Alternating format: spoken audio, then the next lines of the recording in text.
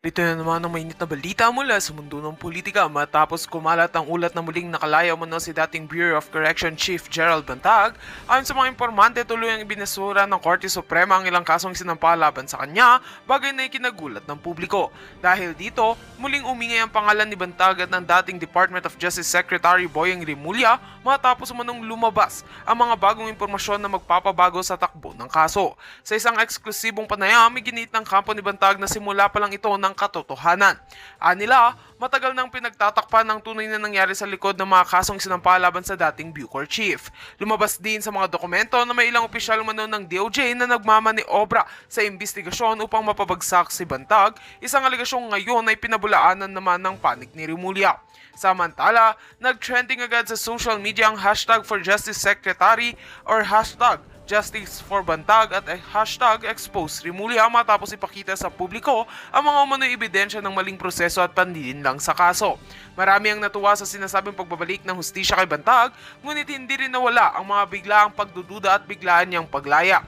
Ayon sa ilang analista, posibleng magdulot ito ng mas malaking banggaan sa pagitan ng mga dating opisyal ng DOJ at ng mga taga-suporta ni Bantag. Sa kasalukuyan, tatahimik pa rin ang kampo ni Rimulya, ngunit inaasahan ng publiko na maglalabas ito ng opisyal na pahayag sa mga darating na araw. Samantala, tiniyak naman ng mga tagapagtanggol ni Bantag na hindi sila titigil hanggat hindi ganap na nalalantad ang katotohanan. Isang bagay lang ang malinaw, muling nagliyab ang apoy ng kontrobersiya at ngayon tila mas lumalakas ang panawagan para sa hustisya at katotohanan. At yan nga ang mga balitang ating pagkakatutukan, at kung bago ka pa lamang sa aking channel ay huwag kakalimutang mag-like, share and subscribe para updated ka sa mga bagong balita dito sa Tatak Pinas.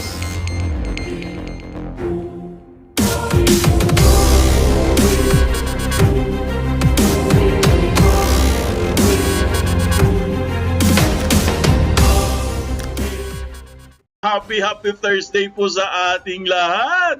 Mainit-init na naman na issue ito, mga kaibigan.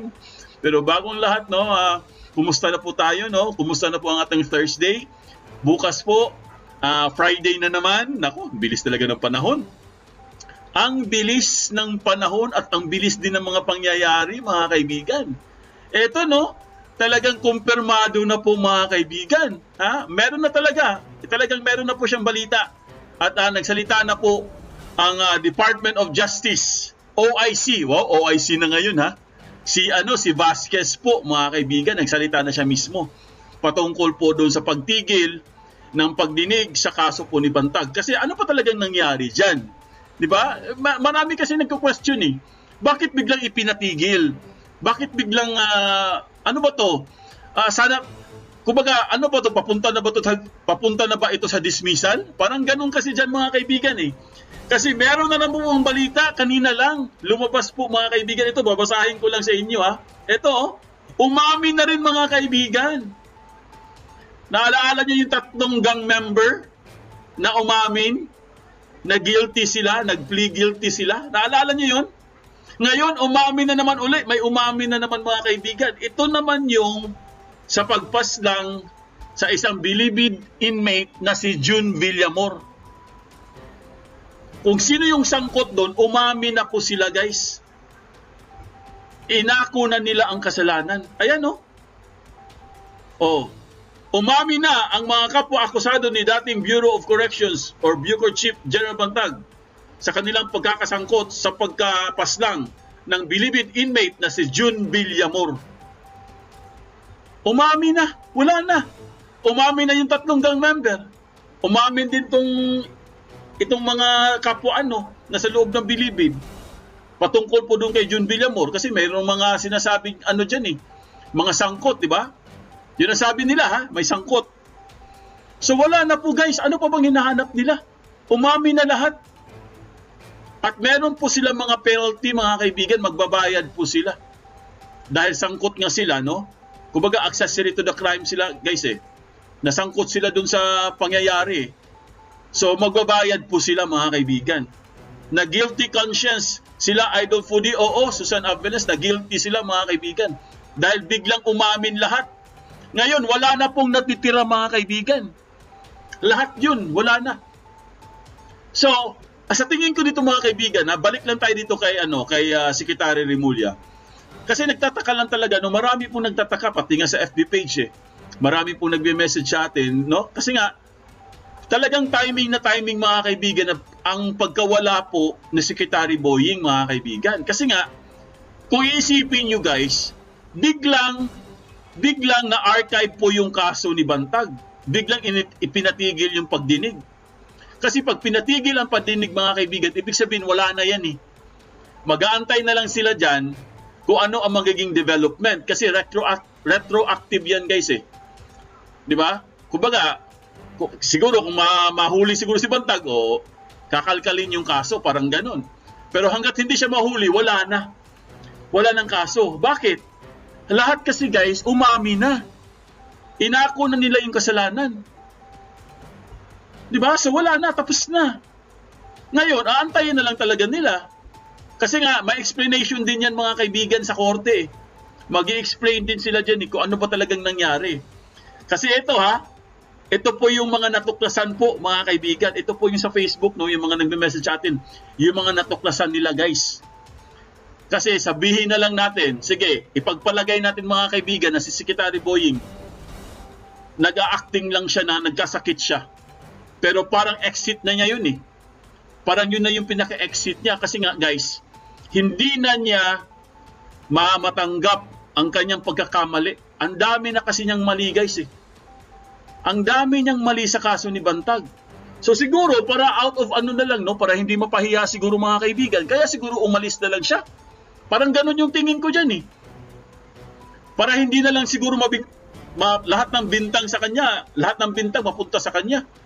So kaya po siya umalis sa Department of Justice. Yun ang tingin ko lang wala naman akong sinasabing confirm Analysis ko lang yun. Pwedeng ganun ang mangyari Kasi po, napasubo na siya mga kaibigan. Sa sobrang daming mali sa kaso. Unang-una, pinapangunahan nila. Diba? Pinapangunahan nila ang kaso hindi pa nga nag-umpisa ang mga investigasyon. Pinapangunahan na nila. So patong siguro yung problema sa kaso ni Bantag mga kaibigan. Kaya siguro napuno na itong si Secretary dahil meron pang kaso kay Teves. Na wala din silang katibayan. Tapos kaso pa ng mga sabungero na hanggang ngayon wala pa ring sagot, walang solusyon. Yung iba nga na-dismiss na lang binasura na lang So sa tingin ko guys, siguro dahil dito sa kaso ni Bantag, kaya siguro ito na ipinatigil na ng korte. Kumbaga, pinatigil na nila. Sige, itigil na nga natin yan. Wala namang magagawa dyan Parang ganun yung tingin ko dyan Di ba? Sige, ano na lang yan. I-archive na lang yan. Antayin na lang natin si Bantag kung lalabas pa siya o hindi. Parang ganun ang nangyari dyan, guys. Kasi nga, sa tingin nga ng karamihan, maraming mali. Para siguro hindi na lang siya mapahiya. Kumbaga, napasubo sa kaso na hindi naman talaga nila inayos. Never nilang pinakitaan ng tunay talaga na mga ebidensya or sabihin na lang natin mga testigo na magpapatunay na si Bantag ang itinuturo. Wala namang ganun Gusto lang talaga nilang makulong si Bantag. Kasi po mga kaibigan, ang dami pong motion ni Bantag. Ilang ang hinain nilang motion na hindi nila pinakinggan. Never nilang tinanggap ang mga motion ni Bantag. Di ba? Never nilang tinanggap yun. Binabaliwala lang nila na dapat at least magbigay sana sila ng consideration. Kasi, ang alam ko talaga dyan, certiorari kasi yan Yung kaso ni Bantag, di ba yung bandang huli? Certiorari na yun Pwedeng pag-aralan. Pero bakit hindi nila pinag-aralan? Kasi nga, napasubo na sila. So ngayon, ito na yung hinihintay nating resulta mga kaibigan. Dahil siguro, itong korte din, napuno na din siguro, kasi ang daming clamor ng mga tao paulit-ulit, araw-araw, paulit-ulit, binabanatan si Secretary, pati ito si Attorney Panelo, syempre, attorney din yan abogado din yan So napuno na siguro. Kaya sige, ganito na lang gawin natin. Itigil na lang natin yung kaso na yan. Di ba? Kaya siguro ganun ang nangyari. Kasi nga guys, anong magagawa nila dyan? Di ba? Anong magagawa nila dyan? Wala po silang magagawa dyan dahil lahat po sila, yung 3 gang member, umami na. Pati yung pagpaslang kay Villamor, umami na rin. Yes, kaya pala DG Bantay's case will be archived. Yes, I agree, no? Tama yung sinabi mo, Susan Aviles, kaya nga siya ng archive eh. Dahil wala na eh. Ano ba bang choice nila?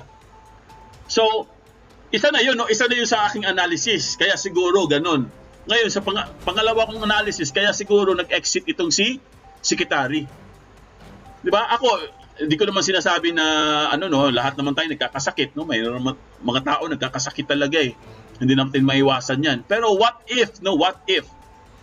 Paano kaya kung hindi talaga siya nagkasakit?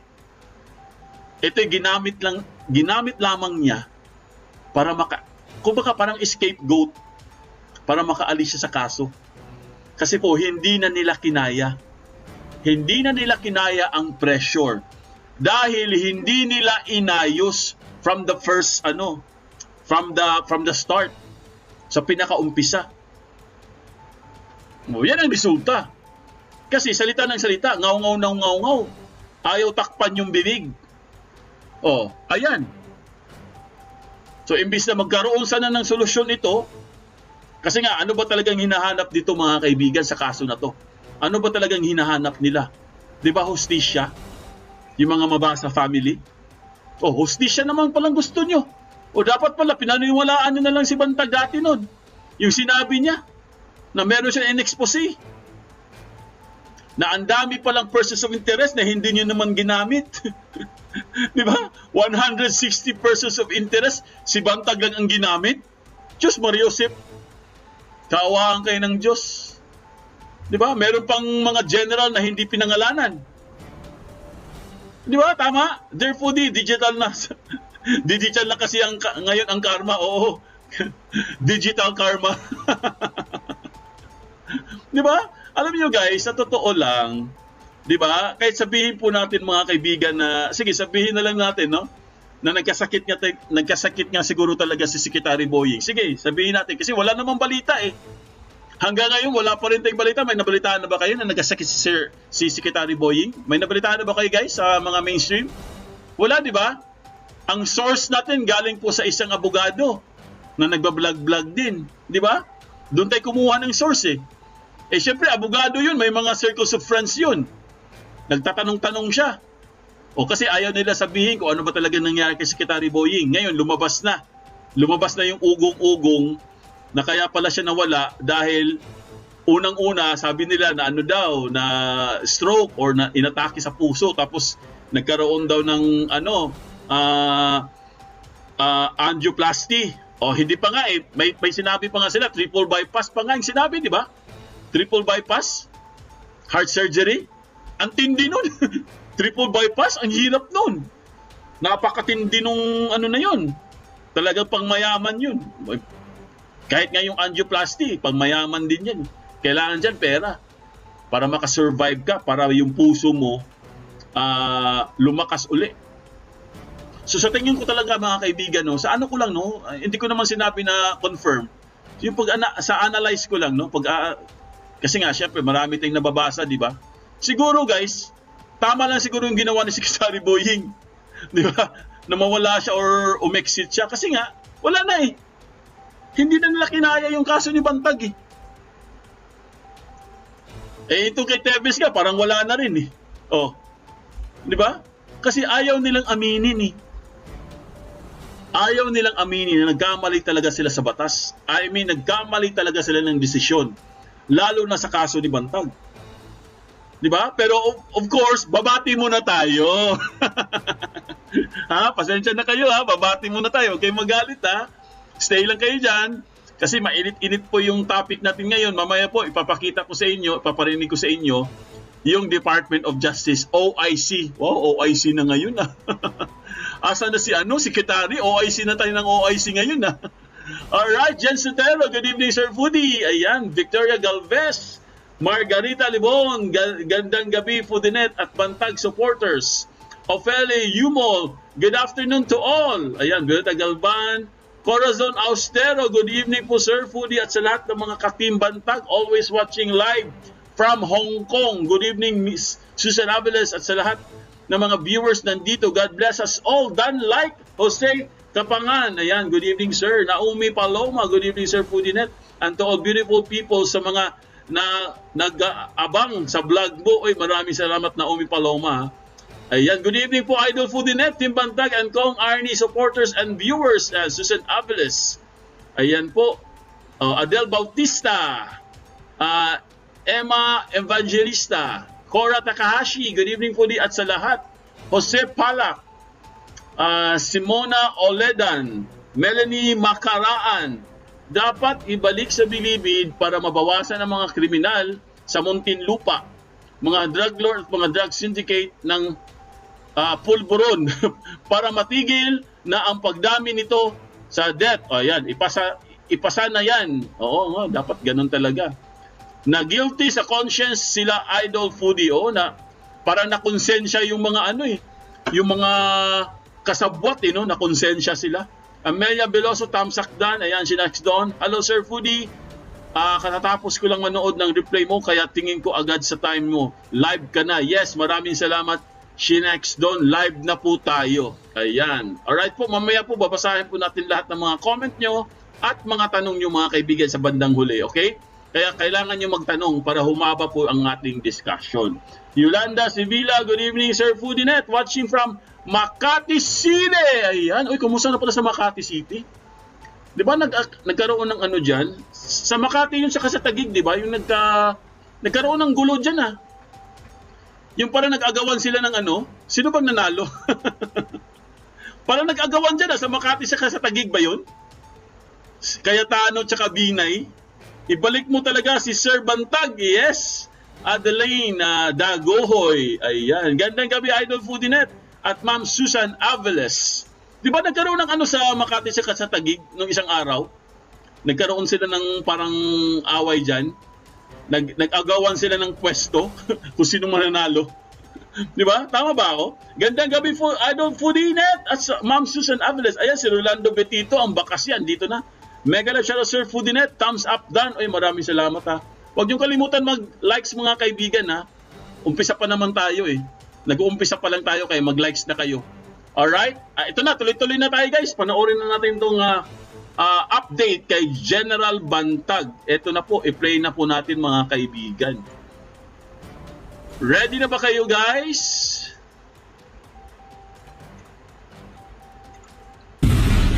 So bago natin i-play yan, babasahin ko lang to mga kaibigan para meron po tayong source Ito po Bantag Archives. Binasa ko na sa inyo kanina Pero ito babasahin ko lang guys para malaman niyo Ito, meron lang akong sa inyo. Kasi guys, meron pala silang fine. Ayan Wait lang guys So itong mga umamin mga kaibigan, meron pala silang karampatang bayad. Magbabayad po sila dun sa mga napinsala nila mga kaibigan Itong mga umamin meron silang kulong sila tapos magbabayad pa sila parang ganoon. Magandang gabi Foodinet, watching Tagig po. Ayan, mga taga-Tagig. Nanalo ba yung Tagig Dagohoy? Sino bang nanalo, Tagig or Makati? Di ba? Asa na ba yun?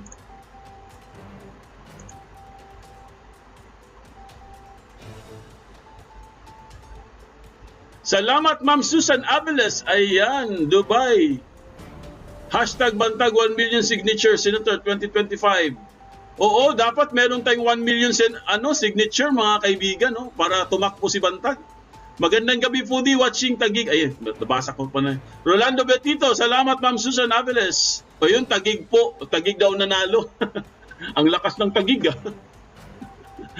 Mega love shoutout Mosita Penaredondo. Ayan. Ito na po, i-play na po natin. Yan po ay tamang proseso na sinundan ng ating mga korte. Kasi kung ang isang akusado po ay wala sa jurisdiksyon ng korte, hindi po pwedeng tumakbo ang prosekusyon. Inihayag ng Department of Justice o DOJ na bahagi ng proseso ang ginawa ng korte na ilagay sa archive ang kasong murder ni na dating Bureau of Corrections o Bucor Director General Gerald Bantag at dating Security Officer Ricardo Zulueta. Kaugnay ito sa pagkamanoy middleman at inmate na si June Villamor sa pagman sa mamamahayag na si Percy Lapid. Hindi kasi uusad ang kaso hanggang hindi nahuhuli ang mga ito. Sa utos ni Muntinlupa Regional Trial Court o RTC Branch 206 Judge Sinergito, ipina-archive ang kaso pero muling bubuksan kapag naaresto si Bantag at Zulueta.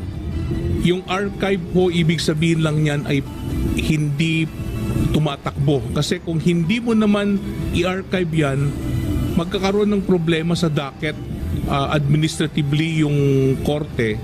Kasi dapat yung mga kasong ganyan ay hindi dapat mabinbin. Ang kautusan ng korte ay kasunod na rin ang guilty. Ito naman si OIC, hindi daw pwedeng mabinbin. Nabinbin na nga eh. Kaya talaga ayaw nyo pang aminin. Aminin nyo na kasi. Itigil nyo na. Itigil nyo na yung kaso. Wala naman kayo makukuha dyan. Wala naman kasalanan yung tao. Di ba? Alam nyo guys, sa totoo lang, takot kasi sila guys, no? Takot silang ma-convict eh. Takot sila ma-convict si Bantag kasi the moment po na ma-convict si Bantag guys at nagkamali sila, mas lalong nakakahiya ang Department of Justice. 'Di ba? Biro mo na-convict mo yung taong walang kasalanan. Mahirap 'yun. 'Di ba? So kailangan talaga nilang patunayan, kailangan nilang mag-produce ng mga ebidensya na talagang makapagpatunay na itong si General Bantag ang may kasalanan. Kasi pag hindi nila nagawa yan, mapapahiya talaga ang Department of Justice, mga kaibigan. Di ba? Patunayan mo, IC, kung anong kasalanan ni DG Bantag. Yes, patunayan nyo. Di ba? Total, sabi nyo nga, palagi nyo sinasabi, 99% solved na ang case eh. Kahit wala pang kaso, 99% solved na ang case. Di ba? Correct, wala kasalanan si Sir Bantag. Yes. Kailangan mapatunayan ng korte na may kasalanan si Bantag kasi pag hindi, mananagot kayo din ang mananagot ang Department of Justice. Di ba? Kasi malaking bagay yan mga kaibigan eh, itong kaso ni Bantag. Kasi si Bantag po guys, isang general yan eh. Isang Bucor chief yan, di ba? Dating Bucor chief.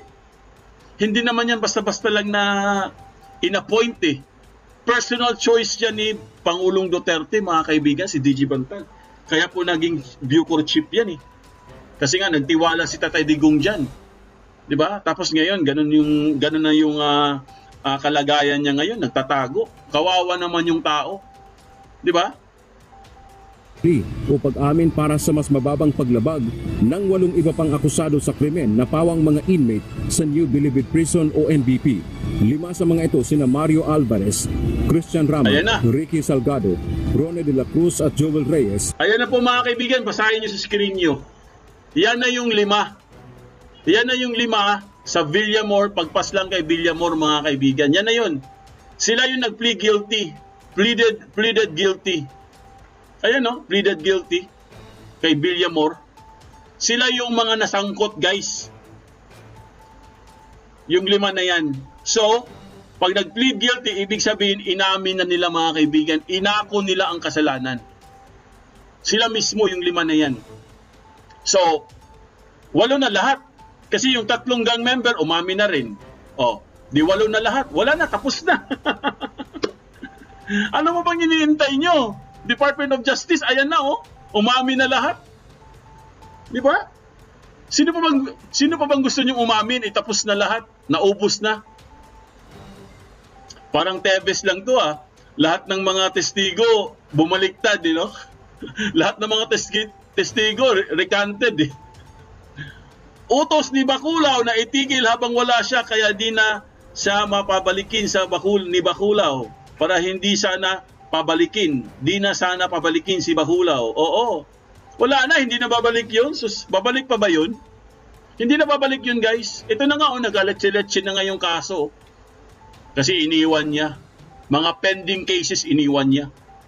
So para siguro hindi masyadong halata, sige, Bacolao, mag-ano ka na, mag-exit ka muna, magpahinga ka na dun. Di ba? Parang ganun. Ituloy natin mga kaibigan yung balita. ay nag-plead guilty bilang accomplice sa kasong murder. Sila ay nahatulang makulong ng 6 hanggang 14 na taon. Pinagbabayad din ang mga ito ng 225,000 pesos na danyos. Oh, may bayad siyang Samantalang sina danyos. Alvin Labra, Aldrin Galicia at Joseph Jorpo ay bilang accessory sa murder case. 2 hanggang 8 taong pagkakulong at pinagbabayad ng 150,000 pesos na danyos perwisyos naman ang hatol ng korte para sa kanila. Kaugnay nito, naniniwala ang DOJ na lalo pang magpapatibay sa kaso ang pag-amin ng mga ito. Mayroon talagang krimen na nangyari at ang kanilang pag-plead guilty ay magagamit laban sa natitira pang akusado na sina Bantag at Zulueta kung sila ay sumuko o mahuhuli. Admission na po yan, no, na inihain sa korte. So kumbaga parang final na po yung mga statements nila. And this shows na meron talaga silang participation dun sa pagpatay ni Percy Lapid at kay June Villamor. Ayon naman sa Kaya nga, ito naman si Clavano, Attorney Clavano, para namang kaya nga, umamin na nga sila eh. Pero hindi naman yun umamin sila dahil kay Bantag eh. Dahil tinuturo na sa Bantag, hindi yun. Umamin sila, inako nila ang kasalanan para mapababa yung sentensya nila. Ganun yun. Ngayon, ipipilit nyo na naman kay Bantag. Sus, Mariosep. Di ba? Kaya sila umamin. Kaya nga plea guilty. Ano ba ibig sabihin ng plea guilty?